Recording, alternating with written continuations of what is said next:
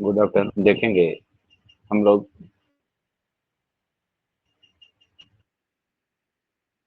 Chef NEET के syllabus में है क्लास 11 का द लिविंग वर्ल्ड। समझने के लिए चलिए बारे में लिविंग वर्ल्ड, तो हमको बात करना है द होल लिविंग वर्ल्ड के बारे में, पूरे लिविंग सिस्टम हमको इस शेफ डिस्कस करना है। तो पहले कुछ टर्मिनोलॉजी हैं जो इस हैं, इनके बारे में आपको पढ़ना है। Biology forms and living lysis. तो बायोलॉजी क्या है, इसके बारे में बताया गया था कि ये साइंस ऑफ लाइफ है। Science of life forms processes है जो लिविंग के द्वारा शो किया जाता है। The living world comprises an amazing diversity of the living organism। पूरा लिविंग सिस्टम जो है वो कई तरह के लिविंग ऑर्गन से मिलकर के बना हुआ है। Early man could easily recognize the difference between the non-living matter and living matter। तो हम लिविंग और नॉन लिविंग के सकते हैं, आसानी से डिफरेंशिएट कर सकते हैं। Early man worship some non-living matter like the wind, sea, fire, etc., and some living organisms like the animal and plants fear they created।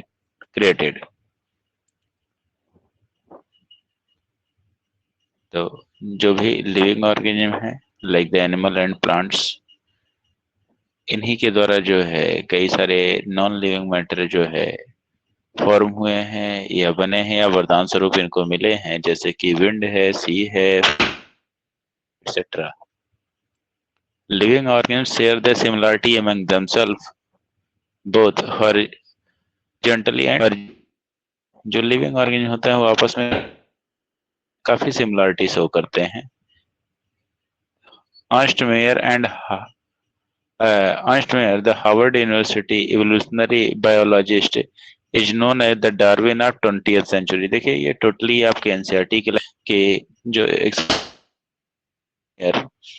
ये हार्वर्ड यूनिवर्सिटी में इवोल्यूशनरी बायोलॉजिस्ट थे। इनको हम डार्विन सेंचुरी बोलते हैं। तो कई बार नेट के जो है who is known as the Darwin of 20th पूछा गया है। 4 साइंटिस्ट के नाम दिए गए हैं, इसमें से एक अर्नस्ट मेयर होंगे। And was one of the 100 greatest scientists of all time। इनको पूरे अभी तक के लगभग टॉप मोस्ट 100 साइंटिस्ट की अगर लिस्ट बनाई जाए तो इनका नाम उनमें आता है। फर्स्ट में made the origin of species diversity. The central question of evolutionary biology is the today.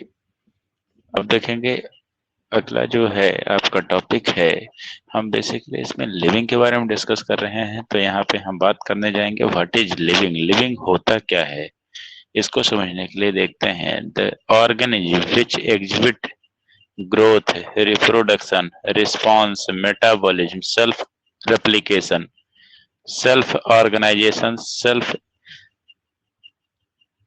Self organisation, interaction and emergence like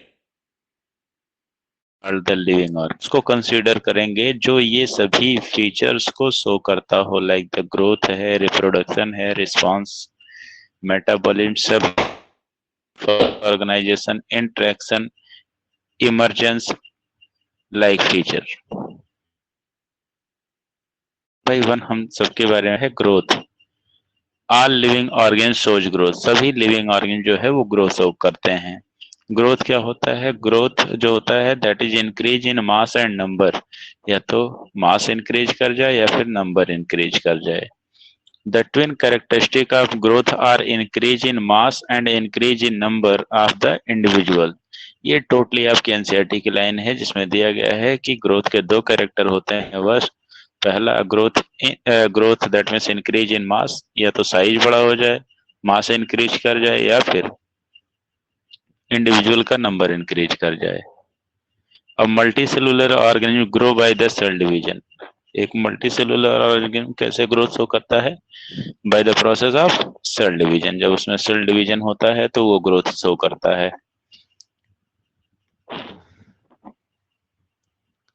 All plants, sorry, in plants growth occurs continuously throughout their lifespan.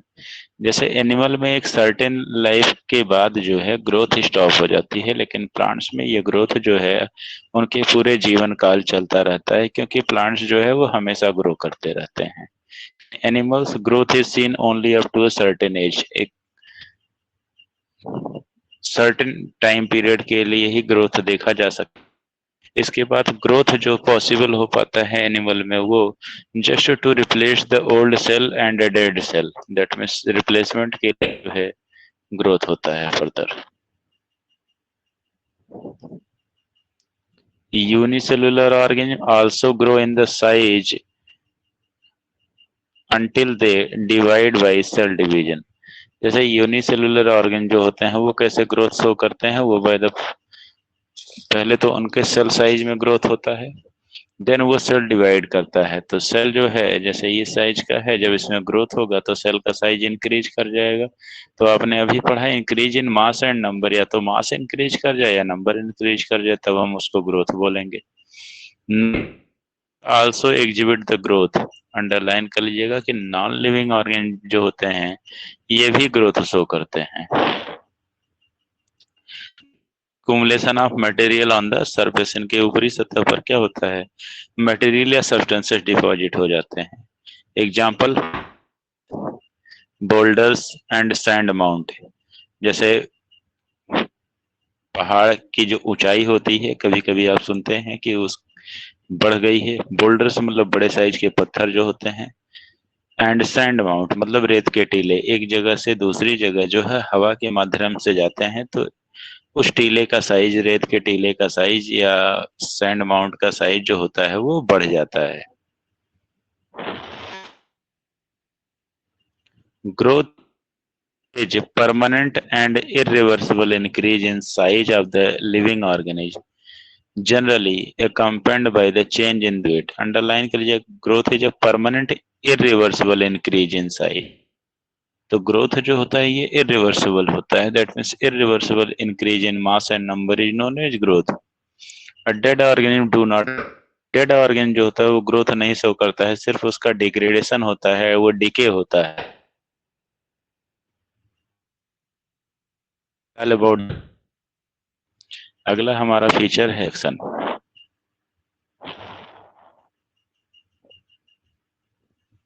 तो देखेंगे what is reproduction. Reproduction that is ability to produce like itself is known as reproduction. अपने के जैसा ही produce करना क्या कहलाता है, reproduction. तो देखेंगे in multi cellular organism reproduction production of progeny possessing the feature more or less similar to those of parents। तो इसमें देखिए ग्रुप का मतलब क्या दिया गया है कि कोई भी ऑर्गेनिज्म जो अपनी प्रोजेनी प्रोड्यूस करे जो उससे कम या ज्यादा मिलती जुलती हो कैरेक्टर में, सिमिलर लेस और more similar to their parent. Organism reproduce by sexual and asexual method. जो ऑर्गेनिज्म होते हैं वो दो मेथड से रिप्रोड्यूस करते हैं, सेक्सुअली एंड एसेक्सुअली, दोनों तरीके से। जैसे फंजाई में देखेंगे, fungus multiply and spread easily due to the million of asexual spore produced by them.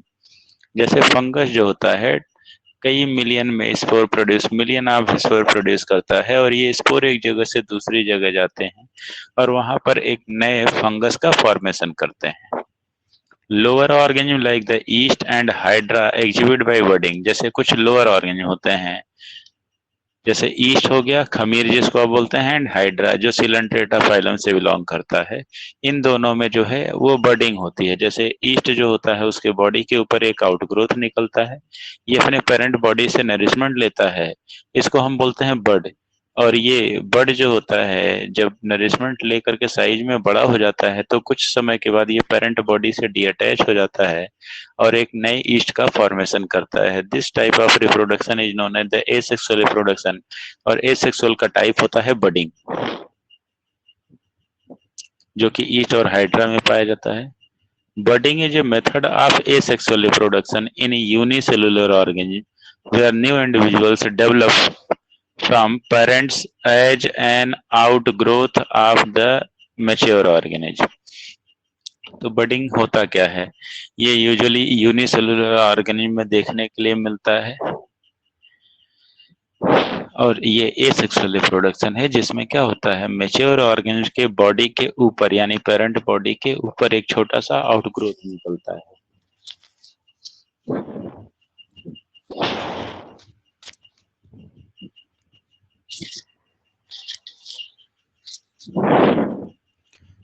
The fungi, filamentous and the protonema of mosses easily multiply by fragmentation. तो देखिए, fungus and filamentous algae like the spirogyra Ulothrix ये हो गए, और protonema of mosses हो गए। ठीक है, ये आसानी से कैसे मल्टीप्लाई करते हैं? Bye the process of fragmentation, मतलब विखंडन हो जाता है, इसमें टूट जाते हैं। जैसे ये मान लीजिए ये स्पाइरोगाइरा है, तो स्पाइरोगाइरा का जो बॉडी होता है ना, ये आपका सेगमेंट में डिवाइड हो जाता है। कैसे होता है? सेगमेंट्स में डिवाइड हो जाता है। ऐसे ये सेगमेंट में टूट गया, यहाँ से टूट गया, तो हर एक सेगमेंट जो होगा वो एक नए ऑर्गेनिज्म को प्रोड्यूस करेगा। तो इस तरह से एसेक्सुअल रिप्रोडक्शन जो होता है इस मेथड के द्वारा हम फ्रेगमेंटेशन यानी कि विखंडन। Fragmentation is a method of vegetative reproduction commonly found in the filamentous form, where the plant body breaks up into the smaller pieces or fragments and each develop into a new. Fragmentation में क्या होता है, जो plant body होती है वो टूट जाती है छोटे छोटे पार्ट, और हर एक पार्ट जो होता है नए प्लांट बॉडी का फॉर्मेशन करता है।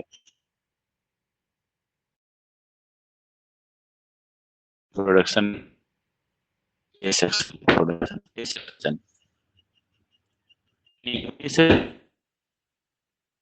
the bacteria, unicellular algae, amoeba equal to the growth number of cell।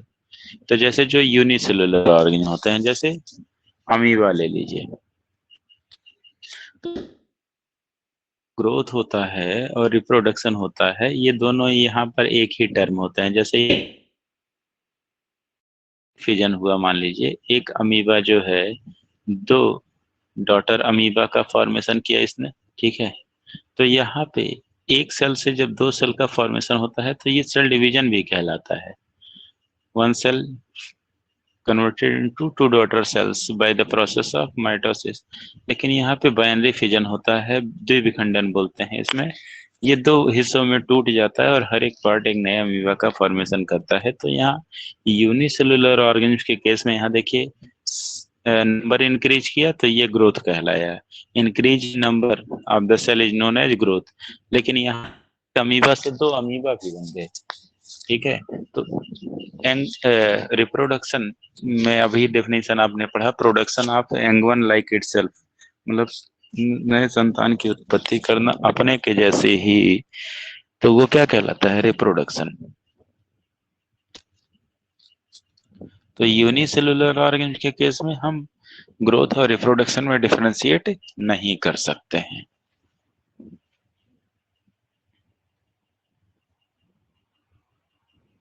In unicellular organism, we are not clear about the usage of growth and reproduction. तो हम यूनिसेलुलर ऑर्गेनिज्म के case में ये नहीं clarify कर सकते हैं कि क्या ग्रोथ है और क्या रिप्रोडक्शन है, दोनों यहाँ पे एक ही टर्म होते हैं। Fission is a method of asexual reproduction in the unicellular organism involving the division of nucleus and cytoplasm into two or more parts from form new individuals। तो फिजन जो होता है विखंडन होता है, एक से सिंगल सेल से क्या होता है, साइटोप्लाज्म और न्यूक्लियस डिवाइड कर जाता है, जिससे वो दो सेल में कन्वर्ट हो जाता है और नए इंडिविजुअल का फॉर्मेशन करता है। यहाँ देखेंगे mule, worker bee and infertile human couples etcetera do not show reproduction. तो यहाँ पे आपको पता है कि रिप्रोडक्शन जो है लिविंग का फीचर है, नॉन लिविंग नहीं शो करता है, लेकिन कुछ ऐसे लिविंग ऑर्गेनिज्म भी हैं जो रिप्रोड्यूस नहीं करते हैं, उसमें म्यूल आता है, स्टेराइल वर्कर भी आती हैं, इनफर्टाइल ह्यूमन कपल्स आते हैं जो यंग वन को प्रोड्यूस नहीं कर सकते हैं, but they are the living beings. तो रिप्रोडक्शन के बेसिस पे हम लिविंग और नॉन लिविंग को डिफरेंशिएट नहीं कर सकते हैं, क्योंकि कुछ ऐसे लिविंग पाए जाते हैं जो रिप्रोड्यूस नहीं करते हैं। नेक्स्ट देखेंगे मेटाबॉलिज्म, हिंदी में इसको बोलते हैं उपापचय। That is sum total of all chemical reaction occur in body is known as metabolism. तरह के केमिकल रिएक्शन हो रहे होते हैं हमारे बॉडी में, उन सबको मिला के हम क्या बोलते हैं, मेटाबॉलिज्म बोलते हैं।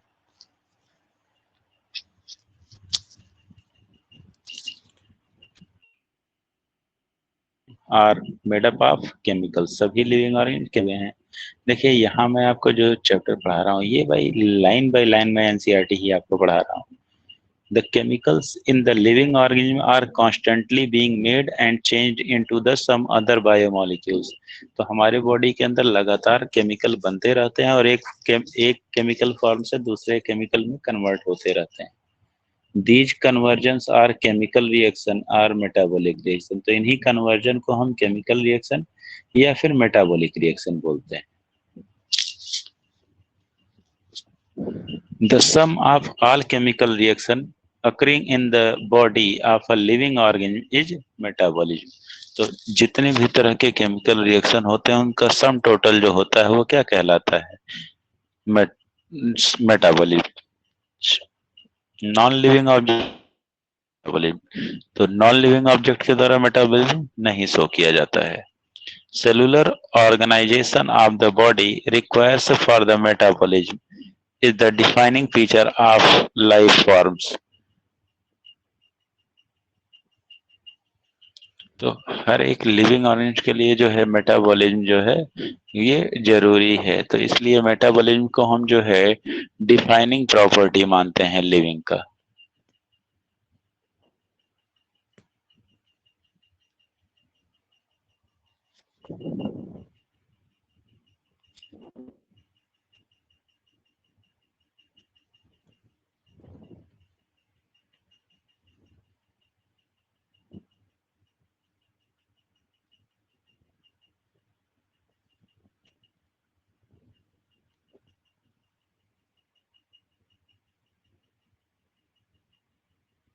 देखिए मेटाबॉलिज्म जो होता है इसके दो पार्ट होते हैं, एक कहलाता है एनाबॉलिज्म और दूसरा कहलाता है कैटाबॉलिज्म। एनाबॉलिज्म कंस्ट्रक्टिव रिएक्शन होता है जहां पे स्मॉलर मॉलिक्यूल से मिलकर एक लार्ज कॉम्प्लेक्स मॉलिक्यूल का फॉर्मेशन होता है, वो एनाबॉलिज्म कहलाता है, और इसी का रिवर्स होता है वो कैटाबॉलिज्म कहलाता है। दैट मीन जहां पर एक कॉम्प्लेक्स मॉलिक्यूल जो है ब्रेक होता है इन इट्स सिंपलर फॉर्म। देखिए अगला टॉपिक है हमारा इरिटेबिलिटी। नेक्स्ट टॉपिक हमारा इरिटेबिलिटी। तो इरिटेबिलिटी या रिस्पॉन्सिवनेस बोलते हैं इसको, किसी भी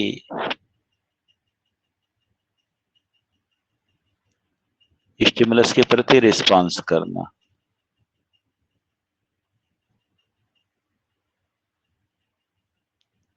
इरिटेबिलिटी देखेंगे, what is irritability. All living organisms have the ability to sense the surrounding and respond to the environmental stimuli। तो हर एक ऑर्गेन जो होता है उसके पास ये एबिलिटी पाई जाती है कि वो अपने सराउंडिंग मीडियम के प्रति रिस्पॉन्स करे।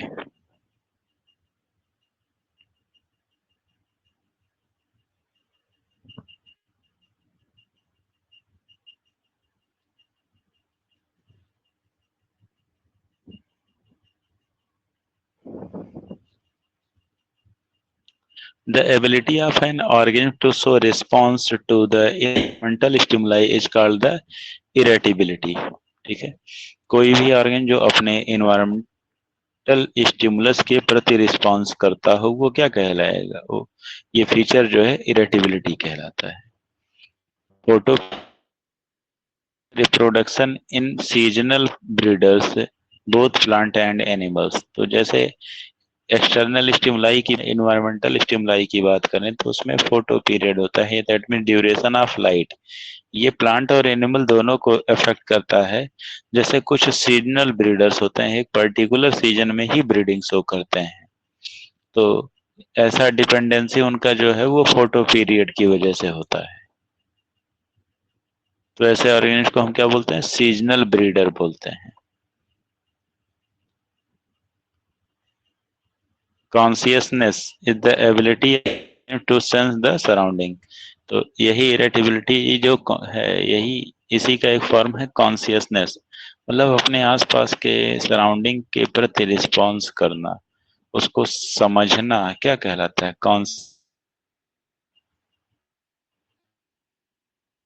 Self consciousness is the ability of only human being who is aware of himself. तो सेल्फ कॉन्सियसनेस जो होता है, ये सिर्फ और सिर्फ ह्यूमन का फीचर है, क्योंकि वही एक ऐसा ऑर्गेनिज्म है जो अपने बारे में जानता है।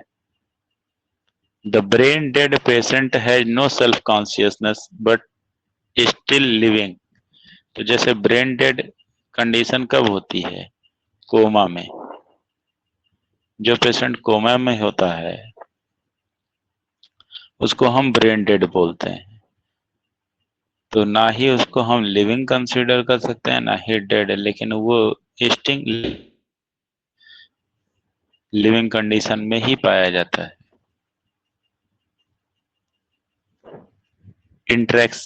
इंट्रैक्शन देखिएगा।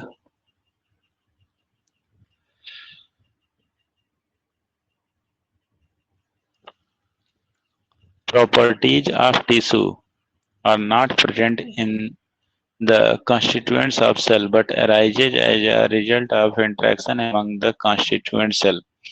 जैसे एक टिश्यू की प्रॉपर्टी जो होती है वो किसी एक सेल में नहीं है, लेकिन जो टिश्यू जो होता है वो सेल से ही मिल करके बना हुआ होता है। तो सेलुलर इंटरेक्शन की वजह से जो है टिश्यू का फंक्शन होता है।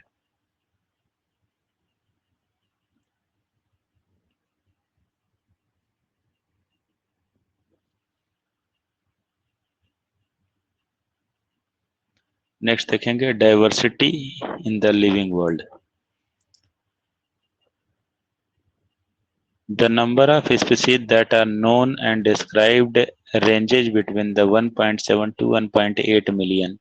This refers to the biodiversity on the earth।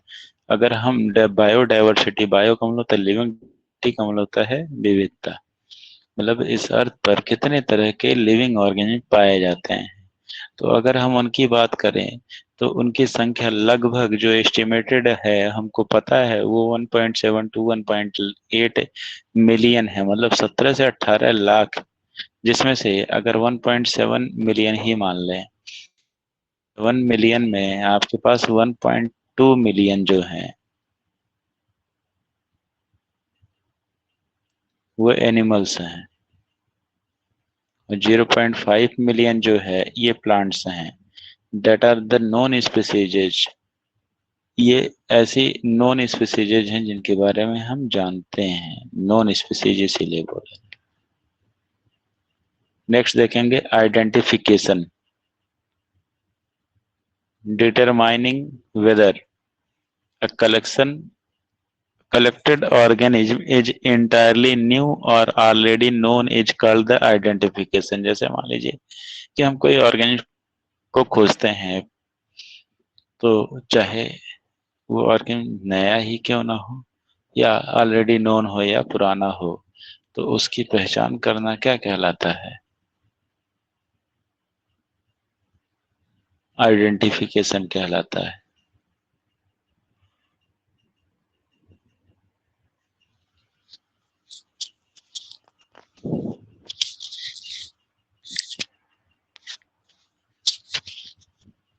In plant, identification can be done directly, comparing the characters with the authentic herbarium specimen, or indirectly with the help of keys in the flora। तो plant का identification जो होता है वो हम directly compare करके कर सकते हैं, जो हमारे हर्बेरियम में स्पेसिमेन कलेक्ट करके प्रिजर्व करके रखी हुई है उससे कंपेयर कर सकते हैं, या फिर हम कीज की हेल्प ले सकते हैं। कीज यानी कंट्रास्टिंग कैरेक्टर जो होता है उसको, उसकी स्टडी करके, कंपैरेटिव स्टडी करके हम आइडेंटिफाई कर सकते हैं।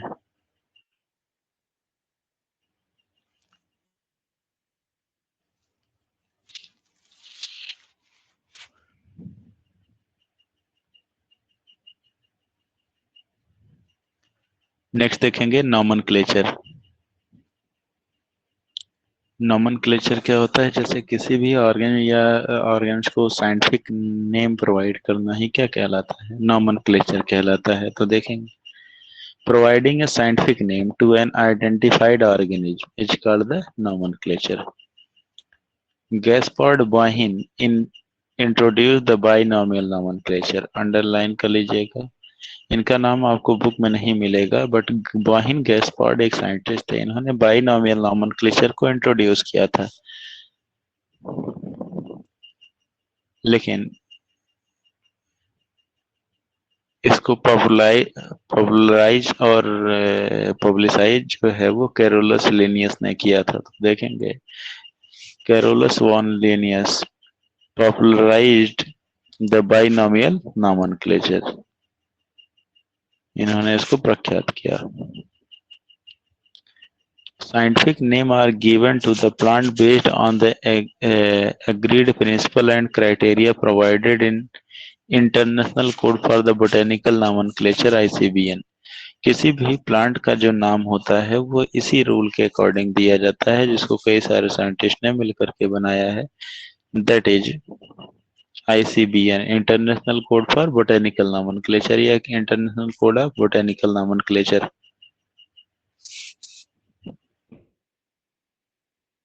Is followed while naming an organism। Nominal nomenclature कैसे होता है? जैसे for example, scientific name of mango is Mangifera indica. तो इस फॉर्म में लिखा होता है साइंटिफिक नेम जो होता है, that represent the genus and species या स्पेसिफिक एपिथेट।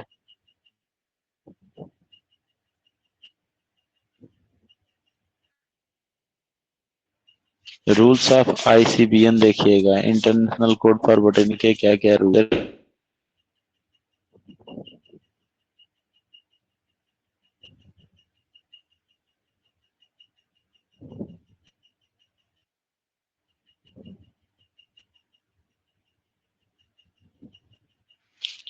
तो देखेंगे, rules of ICBN, international code of botanical nomenclature. तो इसी इसमें कुछ रूल्स दिए गए हैं। किसी भी प्लांट का जो नेम, साइंटिफिक नेम दिया जाता है वो इसी रूल के अकॉर्डिंग दिया जाता है। Biological names are generally in the Latin and written in italics. तो बायोलॉजिकल नेम जो ज्यादातर होते हैं वो लैटिन वर्ड में होते हैं, लैटिन में होते हैं, और इनको जो है इटैलिक्स में लिखा जाता है, इटैलाइज्ड करके। They are latinised and divided derived from Latin in respective to their origin. The first word in a biological name represent the genus, while the second component denote the specific epithet. Scientific name में दो word होते हैं। किसी भी organ का जो नाम होता है साइंटिफिक नेम, वो दो वर्ड से मिलकर के बना होता है। उसके लिए जो है कुछ क्राइटेरिया होता है। जैसे फॉर एग्जांपल, जो पहला शब्द होता है वो जीनस कहलाता है, दूसरा स्पेसिफिक एपिथेट कहलाता है। जो जीनस होता है वो कैपिटल लेटर से स्टार्ट होता है, और जो स्पेसिफिक एपिथेट होता है वो स्मॉल लेटर से स्टार्ट होता है। बॉटनी में यानी कि प्लांट के नॉमेनक्लेचर में जो जीनस है वही स्पीसीज का नाम नहीं हो सकता। That means in plants both genus and species both word can not be the same, दोनों सेम नहीं हो सकते। But in the case of animal ये दोनों वर्ड सेम हो सकते हैं। For example, Rattus rattus mouse होता है, रैट,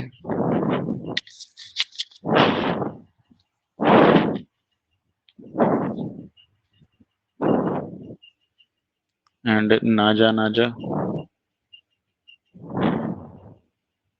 यानी कि कोबरा। ये दोनों वर्ड देखिए सेम है। ये ऐसा नाम जो होता है ना, वो एनिमल में पॉसिबल है बट प्लांट में नहीं है, क्योंकि प्लांट के लिए जैसे एक है कैजेनस कैजन, अरहर का नाम है, ठीक है।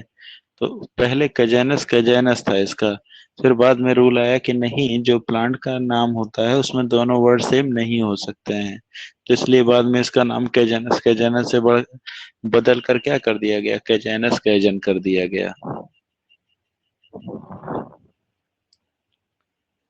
Both the words in the biological name, when handwritten, are separately underlined or printed in italics to indicate their Latin origin.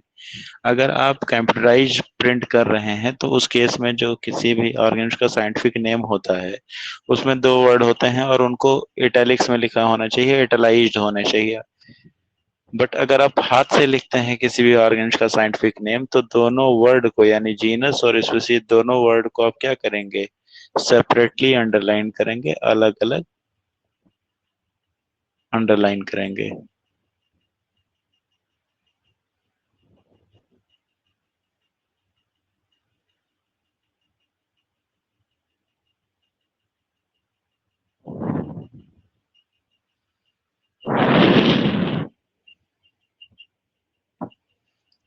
Genus start with the capital letter while the specific epithet start with the small letter. Genus जो होता है उसकी शुरुआत जो होती है वो capital letter से होती है, जबकि स्पीशीज की लेटर से होती है। ये रूल्स हैं किसी भी ऑर्गेनिज्म के साइंटिफिक नेम लिखने के लिए। Name of the author is written in the abbreviated form after the specific epithet. For example Mangifera indica Linn, denoting that the this species was first described by the Linnaeus. तो binomial nomenclature के बाद जो है polynomial nomenclature भी आया, जिसमें क्या किया जाता था, किसी भी ऑर्गेनिज्म का साइंटिफिक नेम लिखने के बाद उस स्पीसीज को किसने सबसे पहले खोजा था उसके नाम का एब्रिविएटेड यानी शॉर्ट फॉर्म जो है हम वहां पे लिख देते हैं। जैसे अगर मान लीजिए कि मैंगीफेरा इंडिका यानी मैंगो है, इसकी खोज जो है कैरोलस लिनियस ने की, तो इसका नाम क्या हो जाएगा, मैंगीफेरा इंडिका लिन, यानी लिनियस का शॉर्ट फॉर्म लिन। ठीक है, आपने डिस्कवर किया, आप अपना नाम का शॉर्ट फॉर्म एब्रिविएशन फॉर्म में लिख सकते हैं, बट आपने उसको डिस्कवर किया हो तभी ये ऐसा लिखा जा सकता है। लेकिन इस थियरी को भी बाद में डिस्कार्ड कर दिया गया, पॉलिनोमियल नोमेनक्लेचर जो है नहीं चला, बाइनोमियल नोमेनक्लेचर ही वर्ल्ड वाइड एक्सेप्टेड माना गया।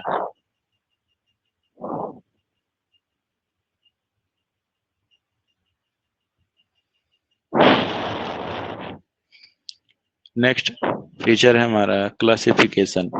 Classification involves the hierarchy of step in which all steps represents rank और कैटेगरी। जैसे क्लासिफिकेशन जो होता है वो एक हायरार्की होता है, एक सीक्वेंस होता है, जिसमें से हर एक स्टेप जो होता है एक रैंक को या एक कैटेगरी को डिनोट करता है।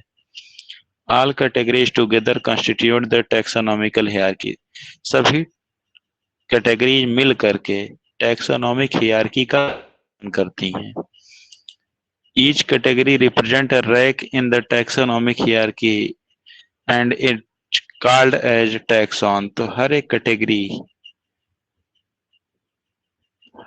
कैटेगरी जो है एक रैंक को डिनोट करता है, टैक्सोनॉमिक हायरार्की को डिनोट करता है, उसको हम टैक्सॉन बोलते हैं।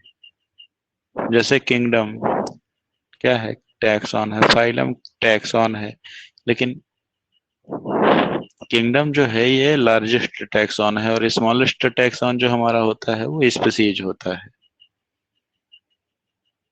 The common taxonomical studies are kingdom division for the plant and phylum for the animals, class order family genus and species. ये 7 टैक्सॉन माने जाते हैं जो क्लासिफिकेशन में जरूर से जरूर होने चाहिए, मस्ट है। Both plants and animal kingdom have species as the lowest category. तो प्लांट सबसे छोटी कैटेगरी जो होती है वो क्या होती है, स्पीसीज होती है, स्मॉलेस्ट टैक्सॉन कहलाता है। The process of grouping organism into category based on the some observable character.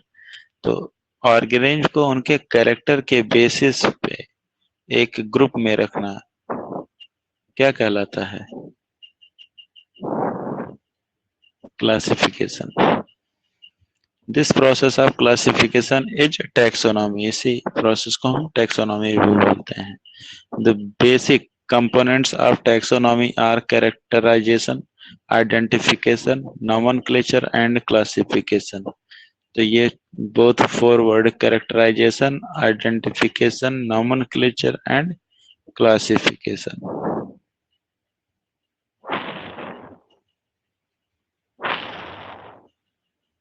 The study of different kind of organs, their diversities, and also the relationship among them is refers to as systematic। इसी को हम क्या बोलते हैं, systematic बोलते हैं।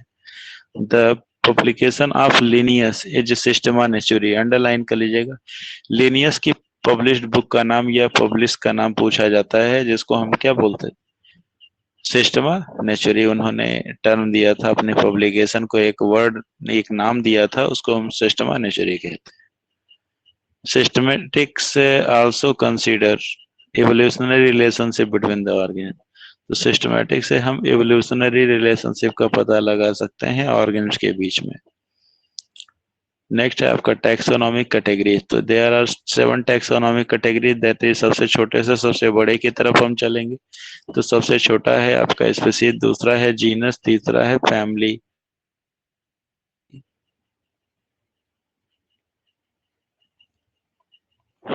Family के बाद है ऑर्डर, और फैमिली के बाद है आपका ऑर्डर, ऑर्डर के बाद है क्लास, क्लास के बाद है फाइलम या डिवीजन, देन है आपका फाइलम किंगडम। तो ये 7 टैक्स ऑब्लिगेट टैक्सॉन है जो किसी भी क्लासिफिकेशन में जरूर से जरूर होने चाहिए। फिर इसके अलावा है टैक्सोनॉमिकल एड्स, इनके बारे में हमको पढ़ना है। तो नेक्स्ट एक लेक्चर और लगेगा और ये टॉपिक आपका, ये चैप्टर आपका कंप्लीट हो जाएगा, लिविंग वर्ल्ड।